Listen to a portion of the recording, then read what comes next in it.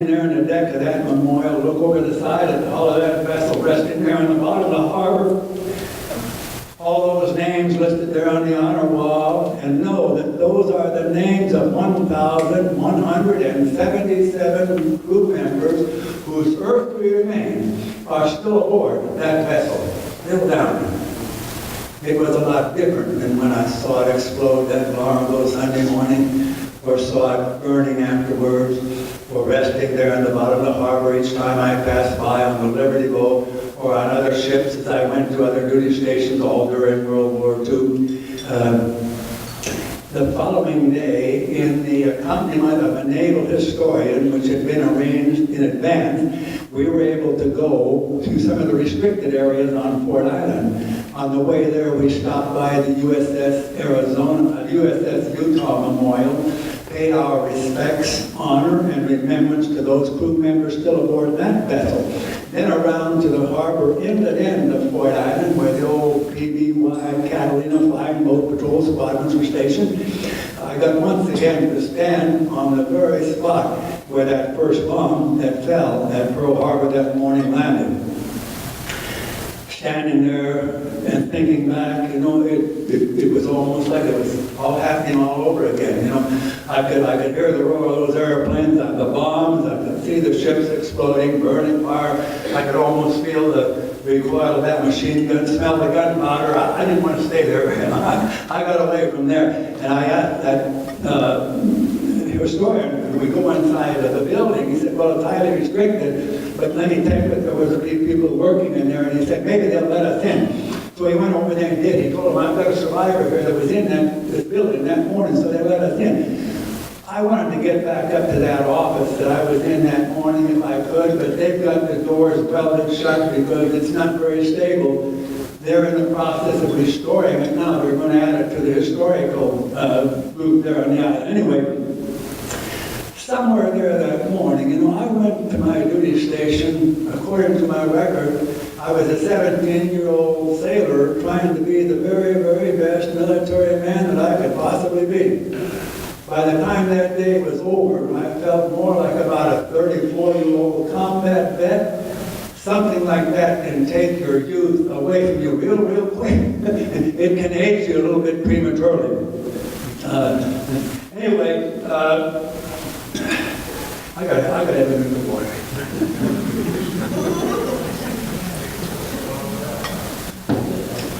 After we were in the hangar, I asked him, I said, could we go around to the back side of the hangar? And he said, sure. So as we walked around what would be the southeasterly end of the hangar, I was able to point out to my dear sweet wife, those window panes that were blasted out or shot up then have been replaced, and they're a different color than are the old windows that were in before. And I was able to point out to them the very window pane that would have been the one that crap came through to get to me, because it's in the third group of windows from the left bottom window pane. As we walked around the backside of the hangar, I'm kicking around, looking around out there, and he said, what are you looking for anyway? I said, I'm looking for some sign of a construction ditch that was out here somewhere that we were ordered into and then threatened with military discipline when we left to go get guns and ammo and put up some defense. He said, wait a minute, tell me that again. So I told him exactly what happened, I'm thinking he's disbelieving me, so I'm telling him, what I'm telling you, sir, is the honest to God's truth. I'll swear to it on a stack of Bibles, Book of Mormon, Doctrine and Covenants, Articles of Faith, Earl of Great Pride, Words of Wisdom, and on my dead mother's grave. He said, oh, no. He said, I believe every word you're telling me. But he said, what's funny is of all the people that I have talked to down through the years who were right here that morning, many of them a number of times, you're only the second person that's ever mentioned that ditch. It's not funny to me.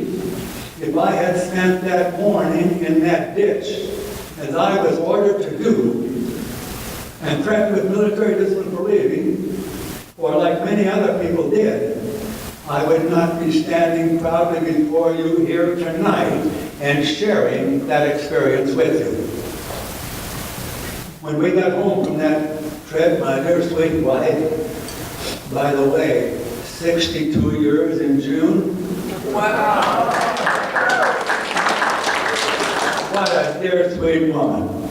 The honeymoon for us. We're still honeymooning. I don't know what'll happen when the marriage gets here. Anyway, when we got home, she said to me, what was it like to go back there after all these years, you know? I hadn't really thought about it much before. The first time that I ever shared my experience with a group of people was in 2008. Our oldest son was approaching his 53rd birthday at the time. After we had that presentation there that night, sometime later he told my dear sweet wife, his mother, he said, I didn't know Dad was a Pearl Harbor survivor. Just never thought of it.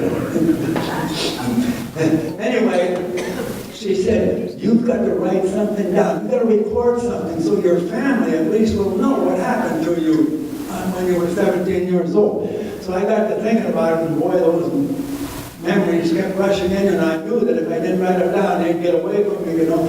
So I'd grab a piece of paper and jot them down. We may be sitting having a meal. I'd push the meal aside and write down, or I'd be out in the backyard in my small shop working. By the way, I still work, not a regular shift basis, but an on-call basis.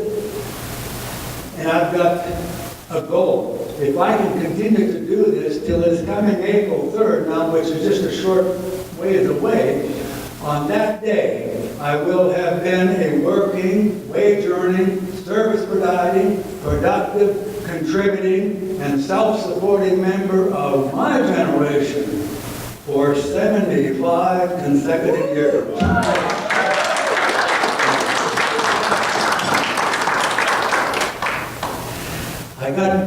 It wasn't long at all, and I had a whole bunch of those little notes, and I thought, I better get this correlated, if that's the right word. I better get it worked together so it'll make some sense to some people. And I'm sure there are some of you here who have been to Pearl Harbor. Listen and see if it reminds you of what you saw and what you were bound to feel while you were there on those ships, at those memorials. Maybe different than you've ever felt anywhere else. Those of you who may have not yet gone, I would encourage you to do so. And if you remember what we say, maybe it'll prepare you for what you will see and feel while you were there. From within those rusting hulls of sunken ships, reminders of what used to be echo calls to remember from those there entombed that freedom is never free.